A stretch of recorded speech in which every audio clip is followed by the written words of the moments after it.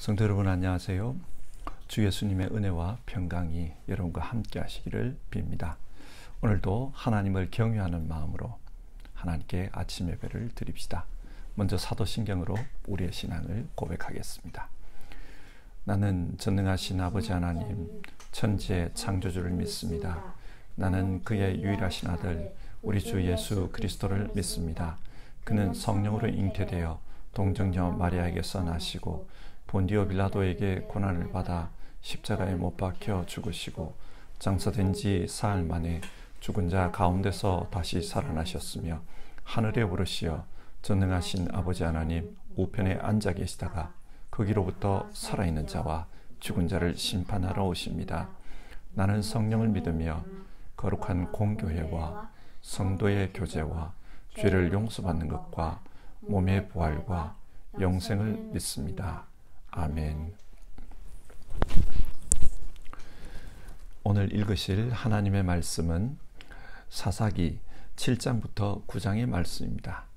그리고 이 시간에는 사사기 7장 2절부터 해서 8절까지의 말씀을 읽겠습니다. 주님께서 기드온에게 말씀하셨다. 내가 거느린 군대의 수가 너무 많다. 이대로는 내가 미디안 사람들을 내가 거느린 군대의 손에 넘겨주지 않겠다. 이스라엘 백성이 나를 제쳐놓고서 제가 힘이 세어서 이긴 줄 알고 스스로 자랑할까 염려된다. 그러니 너는 이제라도 그들에게 말하여 두려워서 떨리는 사람은 누구든지 길르앗산을 떠나서 돌아가게 하여라. 기드온이 두려워서 뜨는 자를 돌아가게 하니 그들 가운데서 22,000명이 돌아가고 10,000명이 남았다. 주님께서 또 기드온에게 말씀하셨다. 군인이 아직도 많다. 그들을 물가로 데리고 내려가거라. 내가 너를 도와 거기에서 그들을 시험하여 보겠다. 내가 너에게 이 사람이 너와 함께 나갈 사람이라 일러주면 너는 그 사람을 데리고 가거라. 내가 또 너에게 이 사람은 너와 함께 나가지 못할 사람이라 일러주면 너는 그 사람은 데리고 가지 말아라. 기드온이 군대를 물가로 데리고 내려가니 주님께서 기드온에게 이렇게 일러주셨다. 개가 핥는 것처럼 켜로 물을 핥는 사람은 무릎을 꿇고 핥는 사람과 무릎을 꿇고 물을 마시는 사람을 모두 구별하여 세워라. 손으로 물을 움켜 입에 대고 핥는 사람의 수가 300명이었고 그 밖에 백성들은 다 무릎을 꿇고 물을 마셨다. 주님께서 기드온에게 이러셨다. 물을 핥아 먹은 300명으로 너희를 구원하겠다. 미디안 사람들을 너희의 손에 넘겨주겠다. 나머지 군인은 모두 온 곳으로 돌려보내라. 그래서 기드온은 물을 핥아 먹은 300명만 남겨두고 나머지 이스라엘 군대는 각자의 집으로 돌려보냈다. 남은 300명은 돌아가는 군인들에게서 식량과 나팔을 넘겨받았다. 미디안의 진은 그 아래 골짜기에 있었다. 아멘.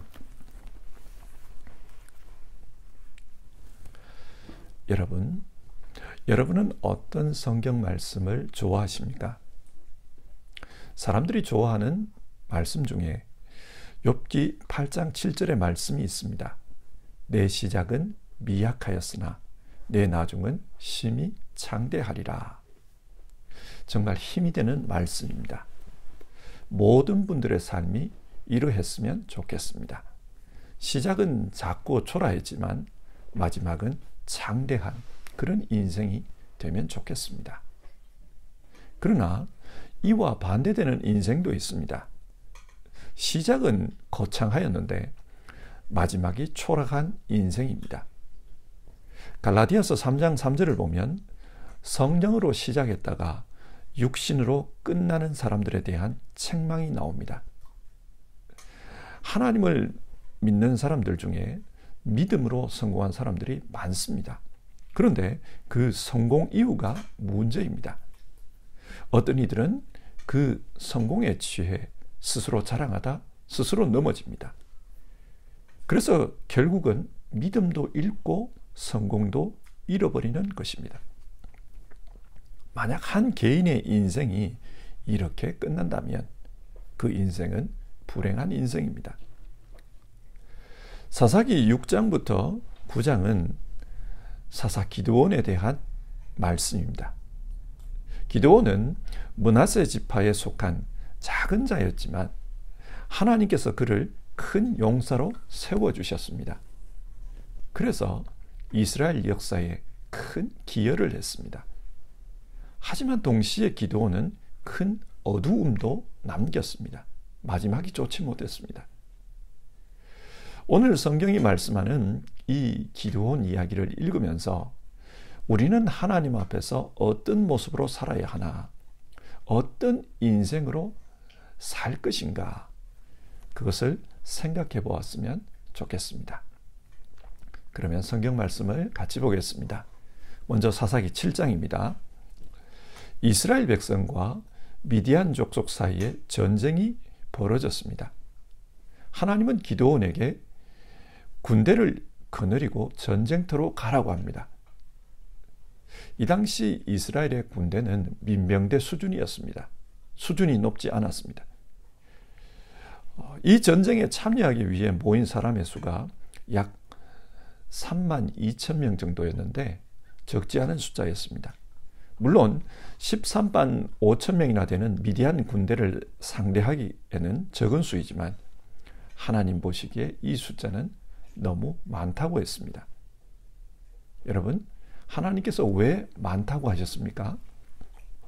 7장 2절을 보면 네가 거느린 군대의 수가 너무 많다. 이대로 내가 미디안 사람들을 네가 거느린 군대의 손에 넘겨주지 않겠다. 이스라엘 백성이 나를 제쳐놓고서 제가 힘이 세어서 이긴 줄 알고 스스로 자랑할까 염려된다. 3만 2천 명으로 싸워 승리하면 사람들은 자기 힘으로 승리했다고 생각할 것입니다. 그래서 하나님은 숫자를 줄이라고 합니다. 누가 봐도 인간의 힘이 아니라 하나님의 힘으로 승리했다, 그렇게 생각할 수 있도록 숫자를 줄이라고 합니다. 그래서 먼저 전쟁이 두려운 사람은 집으로 돌아가라고 했습니다. 그러니까 2만 2천 명이 집으로 돌아갔습니다. 아직도 10,000명이 남았습니다. 하나님은 너무 많다고 했습니다. 그래서 물가로 데려가 물을 마시게 하는데 손으로 물을 떠서 개처럼 혀로 핥아먹는 사람 300명만 남기고 나머지는 다 돌아가게 합니다. 그리고 이 300명으로 13만 5천 명과 싸우게 하십니다. 하나님은 작은 자를 들어 큰 자를 치시는 것을 좋아하십니다. 고린도전서 1장 27절, 하나님께서는 지혜 있는 자들을 부끄럽게 하시려고 세상에 어리석은 자들을 택하셨으며 강한 자들을 부끄럽게 하시려고 세상에 약한 것들을 택하셨습니다. 하나님은 세상의 작은 자를 들어서 큰 자를 치십니다. 왜 이렇게 하십니까? 고린도전서 1장 29절, 이리하여 아무도 하나님 앞에서는 자랑하지 못하게 하시려는 것입니다. 세상에 하나님이 어떤 분이신지를 보여주기 위해서입니다. 사람들은 하나님을 잘 믿지 못합니다. 잘 못 믿는 이유가 하나님이 자신들의 눈에 보이지 않기 때문입니다. 그래서 하나님이 하신 일을 사람이 했다고 착각할 때가 많습니다. 그리고 하나님께 돌려야 할 영광을 사람이 가로채는 경우도 많습니다. 그래서 하나님은 도무지 인간으로서는 불가능한 수준까지 그 숫자를 줄이라고 합니다. 이를 통해 하나님이 하셨다, 하나님을 드러내려고 하는 겁니다. 사람이 스스로를 자랑하지 못하게 하려고 하십니다. 하지만 여러분, 300명으로 13만 5천 명과 싸워야 하는 그 사람들의 입장을 한번 생각해 보십시오. 정말 두려웠을 것 같습니다. 과연 하나님께서 이 전쟁에서 승리하게 하실까 의심이 드는 측면도 있었을 것입니다. 그래서 오늘 우리도 하나님이 살아계신 것을 드러내겠다. 숫자를 줄이라. 하나님께서 그런 믿음을 요구하시면 우리 역시 순종하기가 쉽지 않습니다. 하나님의 계획은 훌륭하지만 우리의 입장에서는 두렵고 떨리는 것도 사실이기 때문입니다. 하나님은 이런 기드온에게 표적을 보여주셨습니다. 어떤 표적입니까? 기드온에게 한밤중에 미디안 군대의 진영 안으로 들어가 보라고 합니다. 거기에 가보니까 한 병사가 다른 병사에게 자기가 꾼 꿈 이야기를 하고 있었습니다. 보리빵 한 덩어리가 굴러 들어와서 장막을 치더라는 것입니다. 그리고 장막이 무너졌다는 거예요. 이 꿈 이야기를 들은 다른 친구가 꿈을 해석해 줍니다. 이 보리떡은 다름이 아니라 기드온의 칼이다. 하나님이 미디안과 미디안의 진영을 기드온의 손에 넘기셨다. 그렇게 말하는 것이었습니다. 미디안 군인들이 기드온의 군대를 두려워하고 있었습니다. 실제로는 300명밖에 되지 않는데 그 군대를 미디안 사람들이 두려워하고 있었습니다. 이것을 본 기드온은 믿음을 가집니다. 그리고 그 300명의 용사들과 함께 미디안 진영으로 한밤중에 쳐들어갔습니다. 무기는 나팔과 횃불을 감춘 항아리였습니다. 300명의 용사들이 그 미디안 진영 둘레를 띄엄띄엄 둘러섰습니다. 그리고는 항아리를 깨뜨리고 나팔을 붑니다. 그러면서 동시에 하나님 만세, 기드온 만세 그렇게 외쳤습니다. 그러자 급에 질려있던 미디안 군인들이 두려운 마음에 도망을 칩니다. 이렇게 도망치는 군인을 잡기 위해서 또 다른 미디안 군인들이 도망치는 군인들을 공격합니다. 결국 그렇게 해서 자기들끼리 싸움이 붙은 것입니다. 그래서 미디안의 주력 부대가 이 싸움에서 무너지고 맙니다. 자기들끼리 싸우다가 자기들끼리 무너진 겁니다. 8장을 보겠습니다. 이제 전쟁은 도망치는 미디안 패잔병들을 이스라엘 군대가 추격하는 양상이 되었습니다. 기드온은 이스라엘의 여러 지파에게 전령을 보내서 군대를 동원합니다. 그리고 그 군대로 하여금 추격하게 합니다. 이런 식으로 해서 미디안 군대는 전멸이 되었습니다. 자, 전쟁이 시작할 당시를 생각해 보면 이스라엘 군대는 미약했습니다. 그러나 전쟁이 끝날 당시 이스라엘 군대는 창대했습니다. 하나님께서 이스라엘에게 복을 주신 것입니다. 그런데 여러분, 이런 복에 대해 사람들은 누구에게 영광을 돌립니까? 8장 22절을 보면요, 이스라엘 사람들이 기드온에게 이런 말을 합니다. 장군께서 우리를 미디안의 손에서 구하여 주셨으니 장군께서 우리를 다스리시고 대를 이어 아들과 손자가 우리를 다스리게 하여 주십시오. 사람들은 기드온이 이스라엘을 구했다고 생각합니다. 그래서 그 기드온에게 이스라엘의 왕이 되어달라. 적군으로부터 앞으로도 우리를 보호해달라. 그런 말을 합니다. 이에 대해 기드온이 어떻게 대답합니까? 23절. 나는 여러분을 다스리지 않을 것입니다. 나의 아들도 여러분을 다스리지 않을 것입니다. 오직 주님께서 여러분을 다스리실 것입니다. 기드온은 정답을 말했습니다. 훌륭한 신앙의 고백을 했습니다. 근데 여러분, 이런 훌륭한 신앙 고백으로 끝났으면 얼마나 좋았을까요? 문제는 24절입니다. 기드온은 말을 계속하였다. 기드온이 말을 계속했어요. 훌륭한 신앙 고백으로 끝났어야만 하는데 말을 계속했습니다. 사족이 붙은 겁니다. 어떤 사족입니까? 계속 24절을 보면 여러분에게 한 가지 청이 있습니다. 각 사람이 얻은 전리품 가운데서 귀고리 하나씩을 나에게 주십시오. 미디안 사람들은 금으로 귀고리를 하고 다녔다고 합니다. 그래서 전리품으로 그 금귀고리를 거두었는데 기드온이 그 금귀고리를 자기에게 달라고 해요.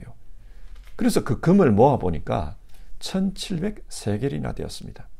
기드온은 이 금으로 제사장들이 입던 에봇을 만들었고 그 에봇을 자기가 살던 오브라 성읍에 전시해 두었습니다. 왜 이것을 전시했을까요? 기드온에게 시험이 있었던 겁니다. 기드온은 한편으로는 사람들이 자기의 이 업적을 기억해 주길 원했습니다. 그런데 신앙 양심상 노골적으로 나를 기억해 달라, 그렇게 하면 안 되니까 하나님과 사람의 경계 지점에 있는 제사장의 에봇을 만든 것입니다. 이것을 통해서 자기 업적을 기억하게 하려는 겁니다. 이런 공명심은 기드온에게 찾아온 시험이었습니다. 기드온은 이 시험을 물리치지를 못했어요. 결국 사람들은 이 에봇을 통해 우상숭배를 합니다. 기드온에게 나타났던 그런 기적이 나에게도 나타나기를 소망할 때마다 사람들은 그곳에 찾아가서 그 에봇에게 빌었던 겁니다. 기드온은 왕이 되기를 거부했지만 결국 그의 삶은 왕과 다를 바 없었다. 성경 그것을 말하고 있습니다. 그래서 성경을 보면 여러 부인에게서 태어난 정실 아들만 70명이었다고 합니다. 아들이 70명이니까 부인이 얼마나 많았겠습니까? 뿐만 아니라 첩들에게 태어난 아들도 있었다. 그렇게 기록하고 있습니다. 그러니까 기드온은 세상의 온갖 호사를 누리면서 살았던 겁니다.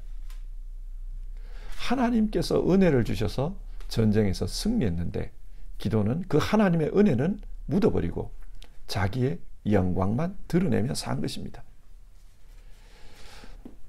이런 기드온의 마지막 모습은 갈라디아서 3장 3절에 나오는 바울의 책망을 생각나게 만듭니다. 여러분은 왜 성령으로 시작했다가 육체로 끝내려고 합니까? 이런 기드온의 마지막 모습은 이스라엘 역사에 큰 상처를 남겼습니다. 그 상처 이야기가 9장에 나옵니다. 기드온의 서자 아들 중에 아비멜렉이라는 사람이 있었습니다. 이 아들이 왕자의 난을 일으킨 것입니다. 자신의 외가가 있는 세겜성 사람들을 선동해서 그들로부터 정치 자금을 얻었습니다. 그리고 그 정치 자금으로 아비멜렉은 건달과 불량배를 고용했다고 합니다. 그리고 이 건달과 불량배를 통해 자기 아버지 집의 아들들, 정실 아들 70명을 하루아침에 암살해 버렸습니다. 그리고 스스로 왕위에 올랐다는 겁니다.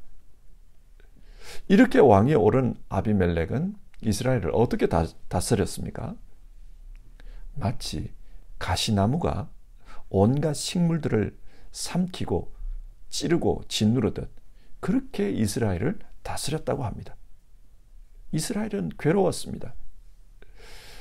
하나님께서는 이런 이스라엘 사람들, 인간을 왕으로 세운 이런 이스라엘 사람들을 징벌하기 위해서 악령을 보냈다고 합니다. 그러자 이 아비멜렉과 세겜성 사람들 사이에 다툼이 일어나요.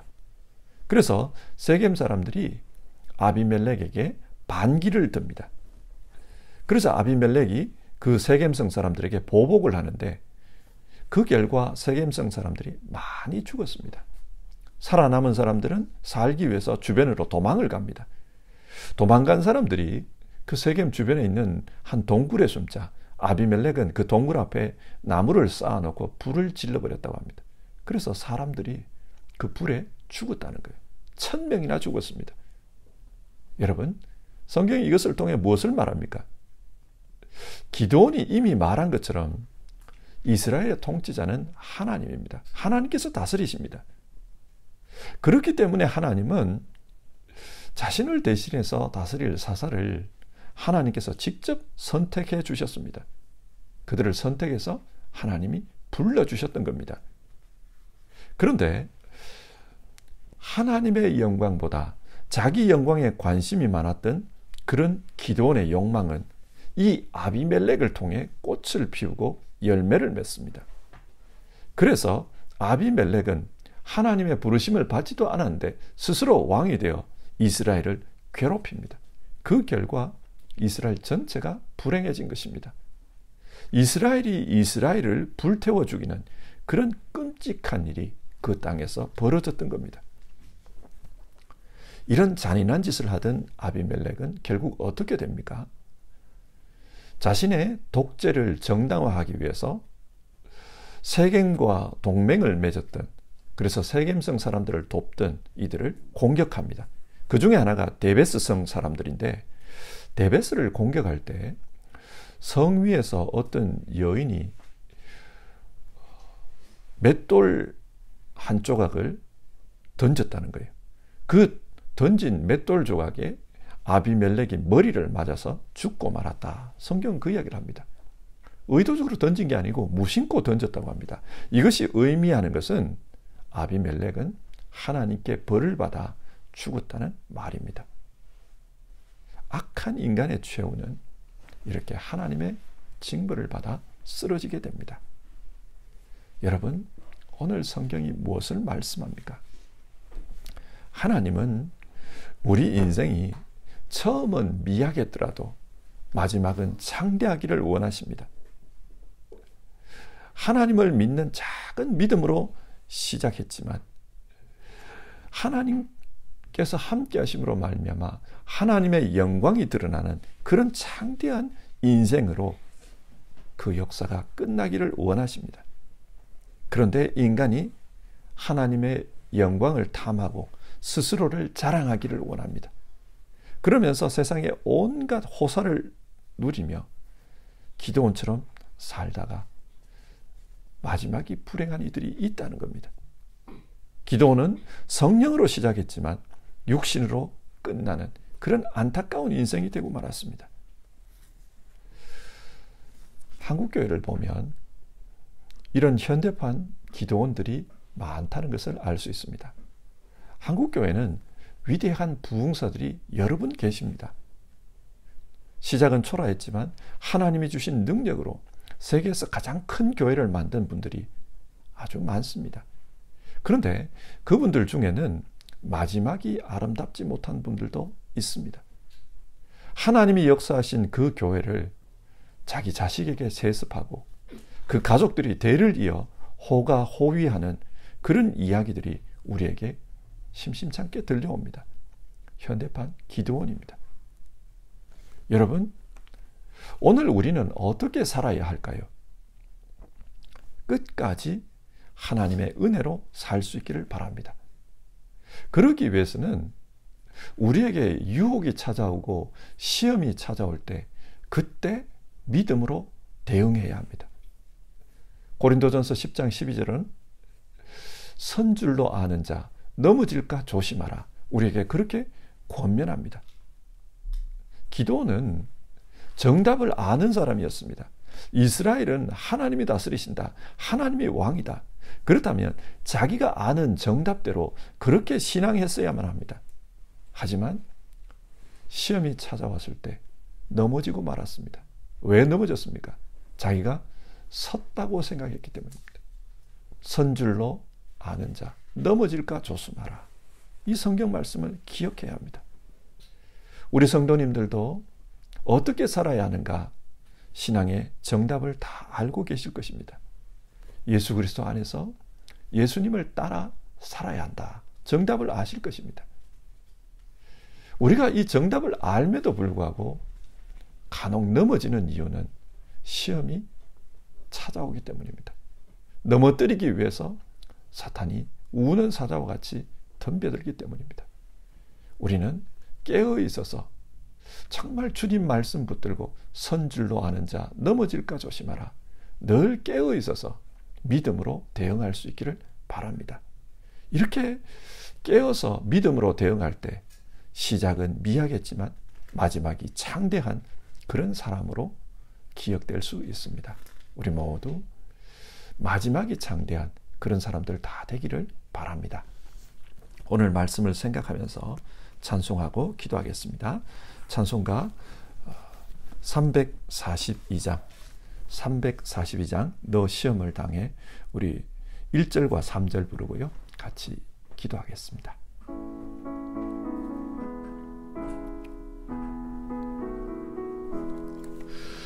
너 시험을 당해 죄 짓지 말고 너 용기를 다해 곧 물리치라. 너 시험을 이겨 새 힘을 얻고 주 예수를 믿어 늘 승리하라. 우리 구주의 힘과 그의 위로를 빌라. 주님 내 편에 서서 항상 도우시리. 잘 이기는 자는 상 받으리니 너 낙심치 말고 늘 전진하라. 내 구세주 예수 힘 주시리니 주 예수를 믿어 늘 승리하라. 우리 구주의 힘과 그의 위로를 빌라. 주님 내 편에 서서 항상 도우시리. 아멘. 오늘 말씀을 생각하면서 기도합시다. 하나님은 우리 모두가 시작은 미약했어도 마지막이 장대한 그런 인생 되기를 원합니다. 믿음으로 살면서 여러 종류의 시험이 올 때마다 깨어서 믿음으로 그 시험들을 물리칠 수 있기를 바랍니다. 중요한 것은 깨어 있는 겁니다. 선줄로 하는 자 넘어질까 조심하라. 깨어서 믿음으로 대응하는 게 중요합니다. 우리 같이 기도합시다. 주님, 깨어서 신앙할 수 있게 도와주시옵소서. 섰다고 생각할 때 넘어질까 조심하는 그런 우리 되게 하옵소서. 시험이 찾아올 때 믿음으로 대응하는 우리 모두 되도록 주님 도와주시옵소서. 우리 같이 기도합시다. 사랑 많으신 하나님 아버지, 기도하면서 주시옵소서. 악한 마귀는 우리가 믿음으로 섰을 때 도와서